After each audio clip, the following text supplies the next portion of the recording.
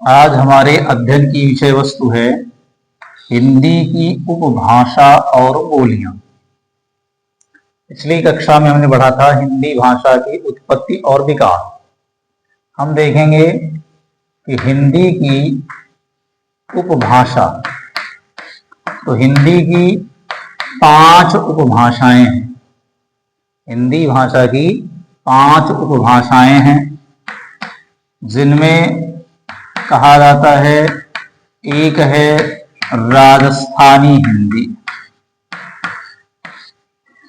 तो दूसरी है पूर्वी हिंदी, पूर्वी हिंदी, फिर तीसरी है पश्चिमी हिंदी,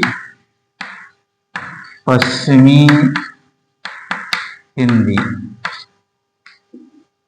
फिर चौथी है बिहारी हिंदी, बिहारी हिंदी, और 5वीं है पहाड़ी हिंदी। यानी हिंदी की उपभाषाओं की बात करें तो हिंदी की 5 उपभाषाएं हैं, जिसमें राजस्थानी हिंदी, पूर्वी हिंदी, पश्चिमी हिंदी, बिहारी हिंदी और पहाड़ी हिंदी हैं। और इन सभी उपभाषाओं के अंतर्गत अलग अलग बोलियां आती हैं, जिनके बारे में हमें जानना है। अगर हम बात करें पहली हिंदी राजस्थानी हिंदी की, राजस्थानी हिंदी के अंतर्गत कौन कौन सी बोलियां आती हैं, तो राजस्थानी हिंदी के अंतर्गत जयपुरी बोली आती है। पहली बोली जो हम लिखेंगे वो लिखेंगे जयपुरी, जयपुरी, मारवाड़ी, मारवाड़ी, मेवाती, मेवाती और मालवी। यानी हमारी जो पहली उपभाषा है राजस्थानी हिंदी, इसके अंतर्गत 4 बोलियां आती हैं, जिनमें जयपुरी, मारवाड़ी, मेवाती और मालवी हिंदी है। अब इसके बाद अगर हम बात करें दूसरी उपभाषा की, जिसको कहते हैं बिहारी हिंदी, बिहारी हिंदी, तो इसके अंतर्गत आती है मगही, मैथिली और भोजपुरी, मगही, मैथिली और भोजपुरी। यानी बिहारी हिंदी के अंतर्गत 3 बोलियां आती हैं, जिन्हें कहता मगही, मैथिली और भोजपुरी।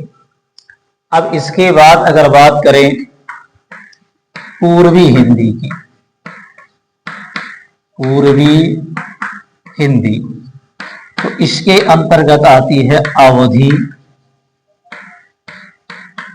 बघेली और छत्तीसगढ़ी, और छत्तीसगढ़ी। यानी पूर्वी हिंदी के अंतर्गत 3 बोलियां आती हैं, जिन्हें कहा जाता है अवधी, बघेली और छत्तीसगढ़ी। अब बात करेंगे पश्चिमी हिंदी की। पश्चिमी हिंदी को अगर हम देखें, हमारी चौथी उपभाषा है पश्चिमी हिंदी, पश्चिमी हिंदी। इसमें हम देखेंगे एक बोली आती है जिसे कहते हैं बांगरू, फिर दूसरी आती है बुंदेली, तीसरी आती है ब्रजभाषा और चौथी आती है कन्नौजी, और 5वीं इसके अंतर्गत आती है खड़ी बोली, खड़ी बोली। ये देखिए, यानी पश्चिमी हिंदी के अंतर्गत 5 बोलियां आती हैं, बांगरू, बुंदेली, ब्रजभाषा, कन्नौजी और खड़ी बोली। पांचवी की बात करें तो उसका नाम है पहाड़ी हिंदी। पहाड़ी हिंदी के अंदर जाता है कुमाऊनी, कुमाऊनी, गढ़वाली और नेपाली। यानी पहाड़ी हिंदी की बात करेंगे तो इसके अंतर्गत कुमाऊनी, गढ़वाली और नेपाली नामक बोलियां आती हैं। शुभ दिन।